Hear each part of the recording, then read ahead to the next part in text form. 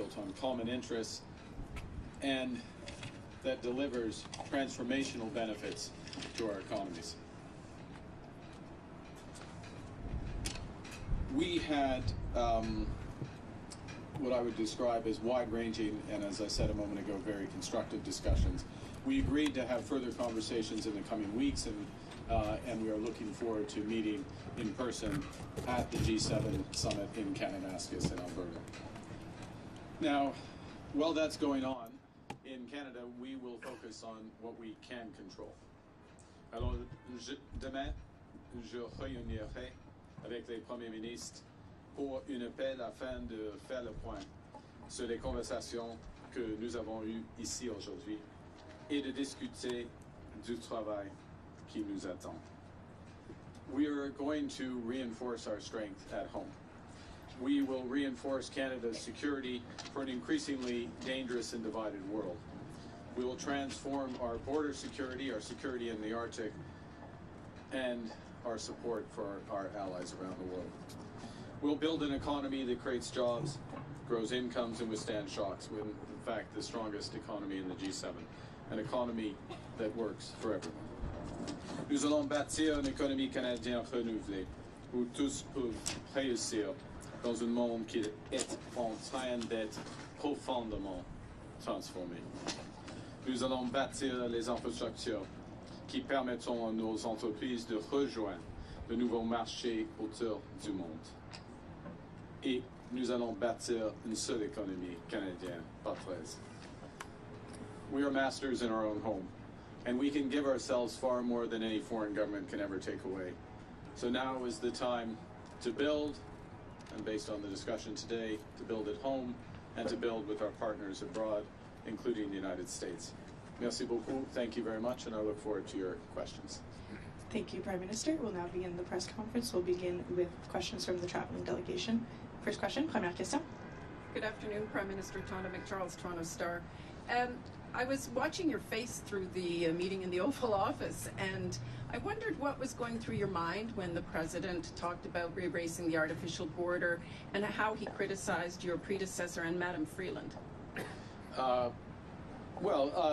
Thank you for your question.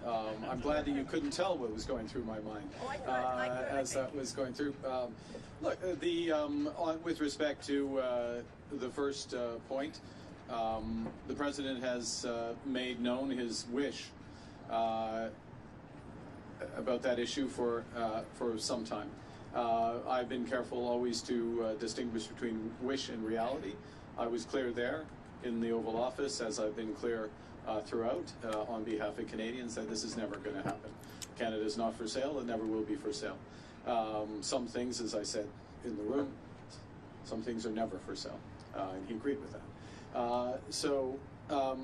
I distinguish between the two, and then with respect to the importance of reestablishing a constructive relationship for negotiations of a partnership, of an economic and security partnership, which is what we were here for. I look forward, not back, and I think we established a good basis today.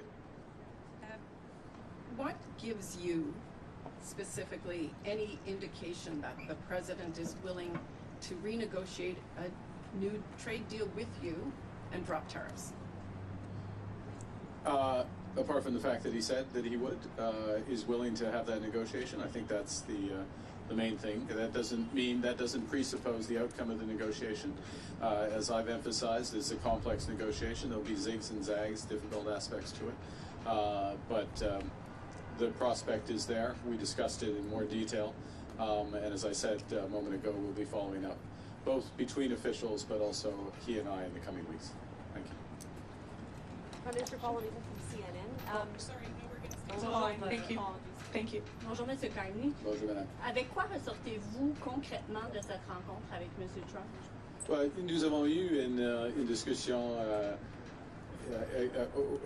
à travers des sujets géopolitiques et des sujets et des enjeux qui impliquent les relations commerciales du Canada et des États-Unis. Nous avons un trajet concret. Nous avons eu un échange des perspectives en ce qui concerne les tarifs les objectifs stratégiques des États-Unis, les objectifs stratégiques du Canada. Et il y a plusieurs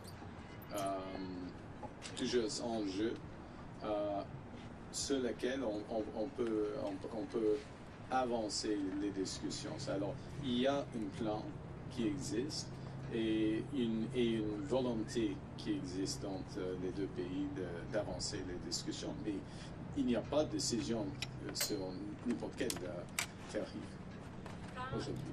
Quand il a été question, quand on a posé la question à M. Trump sur les tarifs, s'il avait l'intention, si vous pouviez faire quelque chose pour les lever, pour les supprimer, il a dit non. Comment est-ce que vous l'interprétez? Ce n'était pas une surprise pour moi.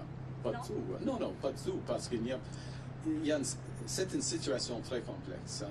Il y a plusieurs tarifs, il y a des liens entre les initiatives américaines, il y a le monde qui est plus dangereux et divisé, et il y a des liens entre nos relations sécuritaires et nos relations économiques. Alors, il n'y a pas une initiative canadienne qui peut changer cette situation. C'est la raison pour laquelle il faut avoir des discussions globales. Oui, mais ce que je voulais dire, c'est qu'il faut s'attendre encore à ce que plusieurs mois, dans les prochains mois, ça reste. On verra. Non, on verra. On verra combien de temps ça va prendre. Prochaine question. C'est pas nécessairement comme ça. Hi, Prime Minister. Joanna Smith from The Logic. At one point during the meeting in the Oval Office, the President, when talking about the tariffs and talking about a deal, also made very clear that when it comes to autos, his goal is to have car makers make them in the U.S. and for the tariffs to not make any economical sense to be made in Canada anymore. Do you anticipate lifting tariffs on autos at any point? And what did you tell him in the room about that topic? Well, we had discussion about all the major issues in the room, so to speak, in the lunch afterwards, including autos, and specifically, without going into the full details, the strategic position of the North American auto industry, or more specifically, the Canadian-U.S. auto industry, versus foreign competition, including from Asia, and how that could be enhanced. I and the Canadian government, and I would say the Canadian auto industry, I would actually say the auto industry as a whole, is of the view that Canada, the Canadian auto workers, Canadian auto companies, Canadian parts companies, Canadian steel, Canadian aluminum, all play an important role in enhancing the competitiveness of American auto companies. So we will continue to press that case and look for an arrangement that takes full advantage of it for the benefit of the United States, but of course, from our perspective, very much for the benefit of Canada. And what did he ask you about China in your closed-door meetings, and what did you tell him? That's why they're closed door. China came up? Well, yeah. We had a wide-ranging discussion. Next question, prochaine question. Bonjour, M. Carney. Michel Sabat, la presse canadienne. Je vais essayer de faire du chemin sur la question de ma collègue Mélanie un peu plus tôt. Est-ce que vous repartez avec quoi que ce soit de tangible au niveau du commerce des droits de douane? Et comme j'ai dit il y a quelques jours, je n'attendais pas qu'il y aura des fumées blancs ici. OK? Parce que ce sont des négociations, comme je viens de dire, très complexes. Il y a beaucoup d'aspects. Mais on a fait de progrès. Nous avons eu des échanges très compréhensifs, très tangibles. Et il y aura des réunions entre les ministres et les fonctionnaires. Et puis, entre lui et moi, Monsieur le Président, et moi, sur l'appel, et en Alberta au mi-juin. Alors, on a fait du progrès, mais toujours dans les négociations commerciales, n'importe quelle négociation commerciale, il y a un processus et le fin, et pas nécessairement de progrès qui est apparent pendant les négociations. Ça, c'est la vie des négociations. Parlant de la... In English, to summarize, look, in a negotiation, you don't get like little elements of it. You get an end to a negotiation. we're having a very complex negotiation about a wide range of issues, and it's as I said before I came here, I wouldn't have expected white smoke coming out of this meeting. That was not my expectation. That because of the nature of the negotiation, so you don't expect to have specific progress as things move along, even when you're making progress, because it's a global. That's why it's a global negotiation. Parlant de l'Alberta, que pensez-vous de l'idée de Daniel Smith d'encourager la tenue d'un référendum sur la souveraineté de l'Alberta? Le Canada est plus fort que quand nous travaillons ensemble comme Canadiens et Canadiens. Et je suis albertain. Et je crois fièrement en Canada. Alors, on peut poser des questions, mais pour moi, la réponse est claire. Canada is stronger when we work together.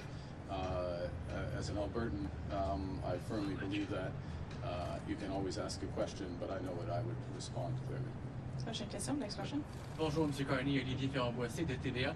Est-ce que M. Trump vous a convaincu qu'il voulait bel et bien renégocier l'accord de libre-échange? Parce que ça semblait pas clair dans le bureau avant tout à l'heure. C'est clair. Oui, oui. Okay. Vous avez dit à plusieurs reprises que... C'est clair qu'il y aura... Ouais.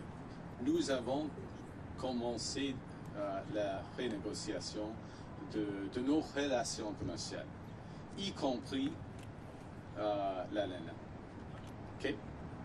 Vous aviez dit à plusieurs reprises que, selon vous, M. Trump voulait nous briser pour nous posséder. Est-ce que c'est encore votre lecture de ses intentions après votre rencontre d'aujourd'hui? Je crois nous sommes forts. Et le Canada devient de plus en plus fort, jour après jour, semaine après semaine, avec le nouveau gouvernement. Alors, il va être dessous de cette idée. Prochaine question. Next question. Good afternoon, Prime Minister. JP Tasker, CBC News. How are you? Hi. I'm well, thank you, JP. Good. How are you? I'm good. Good. Do you feel better or worse about Canada-U.S. relations after meeting with the President today? Look, it was a very constructive meeting. I feel better about the relations in the sense of, in many respects, one, the posture, if I can put it that way, or the positioning the President took towards us. Secondly, the breadth of discussion and how concrete the discussions were. These are the discussions you have when you're looking to find solutions as opposed to laying down terms, if you will. So feel better about that. And I would add one other thing, which maybe isn't as obvious, so I should say it, which is that we also discussed a number of issues globally, geostrategically, if I can put it that way, where we have common interests, common concerns. And that, of course, is a sign of a broader and very healthy, or a healthy relationship. Look, we have a lot more work to do. I'm not trying to suggest at any respect that we can have one meeting and everything's changed, but now we are engaged and very fully engaged. Good afternoon, Prime Minister. Ashley Burke, CBC News. What specifically did you say to President Trump about lifting tariffs on Canada? And based on your conversations, what do you think it would take to get those tariffs lifted, and how long could it take? Well, I can't answer the second part of your question because we don't make that decision. But certainly press the case in a number of areas where we think the tariffs should be lifted. And specifically, I'll give an example with respect to the scourge of fentanyl and the considerable efforts that have been made at our border and behind the border in terms of raids as well. Huge investments in border personnel, in drone surveillance, Black Hawk surveillance, and then those are being reinforced, as you would have seen during the campaign, commitments to another 2,000 in effect 1,000 border guards through CBSA, another 1,000 RCMP, further efforts there. And what we're seeing is huge results for this. Canada's contribution to this problem, cross-border problem, was always very small, but it's down by over 90%. with the efforts. And it is an absolute focus of the government. So that is an example of where we would see the case being very strong for the tariffs to be removed. We've made that case. We'll see where that goes. In other areas, the tariffs are, in our view, not in the interests of American competitiveness and jobs. We have more work to do on making those cases on that. Thank you. Pardon? Sur le fentanyl, alors, nous avons fait beaucoup de progrès en ce qui concerne le fentanyl. Il y a une chute. On a commencé avec un niveau très bas par rapport au Mexique. C'est moins de 1%, mais il y avait une chute le niveau, le montant de fentanyl. C'est presque 0,1% maintenant des exemples. Alors, mais c'est pas par hasard, parce que nous avons investi beaucoup en ce qui concerne la sécurité de notre frontière, et mon gouvernement va réinvestir de plus, 20% de plus par exemple par rapport les agents de la frontière. Alors, le cas pour enlever ou supprimer les tarifs de fentanyl est très fort maintenant. Thank you. We'll have time for one last question and follow-up. Dernière question et question de suivi. Hi, Prime Minister. Stephanie Taylor with the National Post. I heard you say, there's a difference between the President's comments around Canada becoming a 51st state as a wish versus a reality. You told him that Canada was not for sale. But many Canadians are offended and deeply angered by the fact that he keeps repeating this comment. So have you asked the President to stop calling Canada the 51st state? Yes. When did you ask him? Today. Okay, specifically, what did you ask him? Exactly what you just said. But what words did you use? How did you ask him? Look, I gave you an answer. Do you have a follow-up? No. What was his answer? Well, look, I don't know. He's the president. He's his own person. I would go back to showing the difference between a wish and a reality. We're very clear. I've been very clear publicly, consistently. I've been very clear in private. I was clear again in the Oval Office. Would be clear throughout. The president,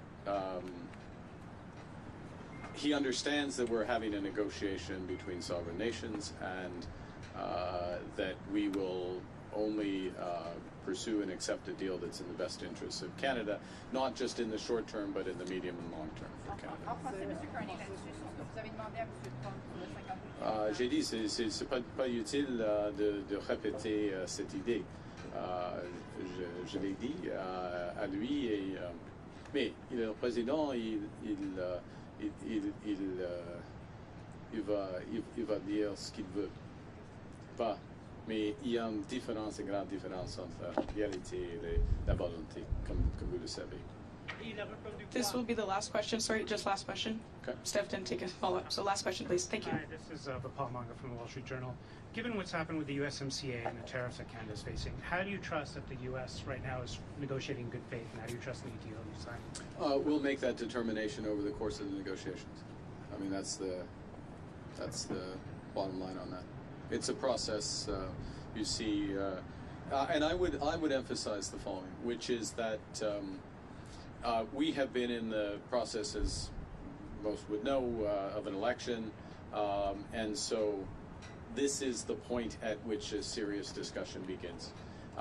And so we had the president at his invitation. I'm here. He welcomed us.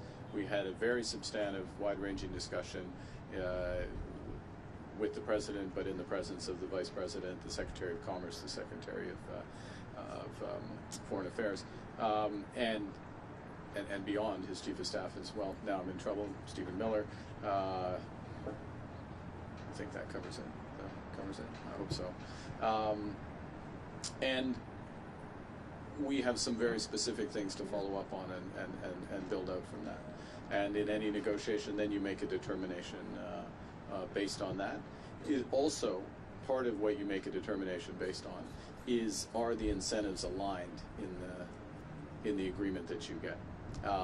And I think the lesson would be of this experience is to ensure that the incentives are aligned and durably so between the two countries, and that is a way that agreements are self-reinforcing. Thank you very much. Prime Minister, this was the National Press Conference. C'est ce qui met fin à notre conférence de presse. Merci.